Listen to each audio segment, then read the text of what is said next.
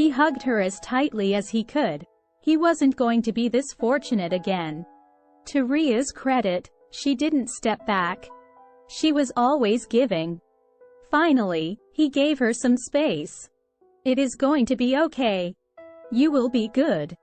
At least you don't need to handle those temper tantrums now. She joked. Can I go and play with Otto? Angad asked Abi. Abi looked at Ria questioning. Oh, of course, dear. You play with Otto. I will be back by evening. Then we will go for the ice cream hunt. Okay? Wow, Ma, you are cool. Dad, let's go. Otto is already doing that funny thing. No pizza, no burger, no chips, young man. I have cooked the parathas for you both. And no TV. We'll be back by evening. Love you. She hugged him hard. Angad already made his way to the garden, warning Abi to come soon. They were all alone suddenly. Nobody said anything. She looked through the glass door. Angad was playing with Otto. He was happy. She smiled. Then she started looking at everything. Each wall, each space, each tiny little detail. Her eyes were taking in every possible detail. Finally, they stopped on Abi. His eyes were pleading. A tiny drop slid from her cheek. She looked so vulnerable, so pure, so beautiful. And then she smiled, saying, "Bye, Abi." With that, she left, never turning back. She left him. Dad, Ma will be back in the evening. Why are so worried? She never lies, does she? She will come. Let's play. Angad's insistent words broke Abi's trance. He took a breath, realizing he was holding. With Angad aboard, time flew. As promised, Ria came and took Angad for the night. Abi was all alone, in the whole house. It was pretty new to him. So, he did what he usually used to do when alone. Looking at the photos on the walls. It was all Ria's work, though he wasn't very fond of being clicked. He secretly liked to skim through those memories. It was majorly Angad's. No surprise at all. Angad being the big poser and his mom being a nerdy photographer, what to expect? He smiled at that thought. There were so many photos. Some photos were with him, some were with his family, and some were solo portraits of Mr. Photogenic. All were beautiful memories. Angad as a baby, when he started crawling, then walking, then of his school, his birthdays. Many candid shots of Abi himself, Ma Baba, his in-laws. The list was endless. He could see his life passing through those photos. Everything was captured wonderfully and arranged thoughtfully. It was all Ria. She was always a miracle worker. She always gave all or none. Then he looked for her photos. But there was none. He checked again. No, Ria plagued his mind. He started looking from the beginning. Each photo, every canvas, every portrait, every smile, every face, she wasn't there. He couldn't process it. It was impossible.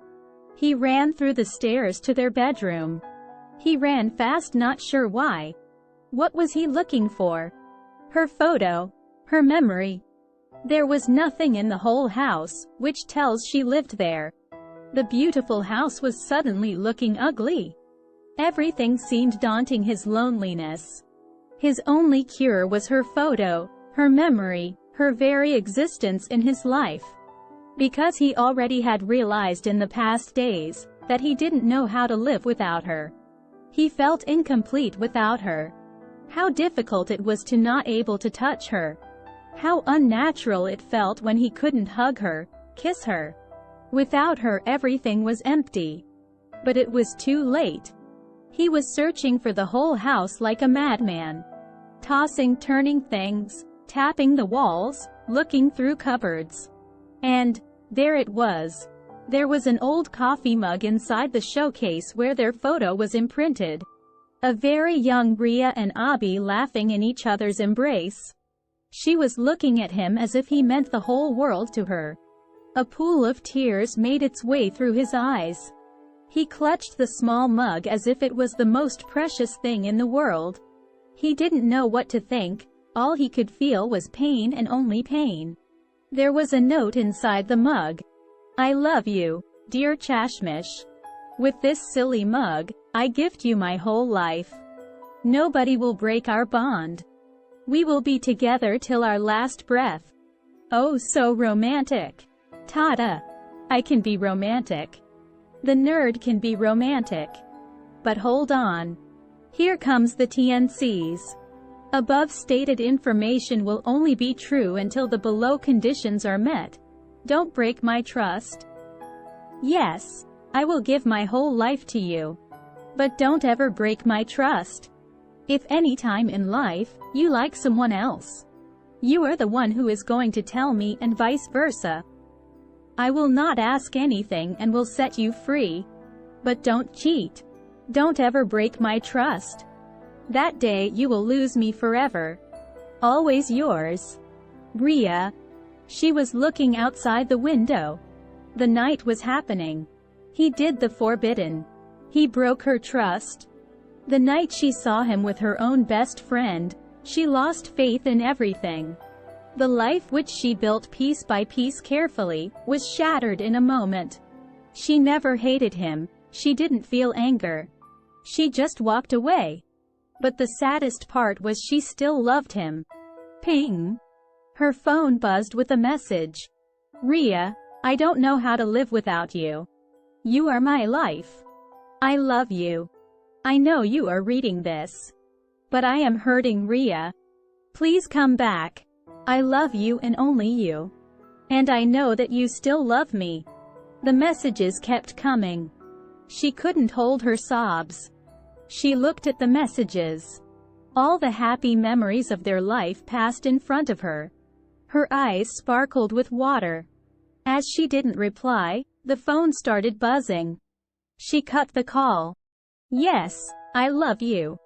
And I will keep loving you forever. But sometimes only love is not enough.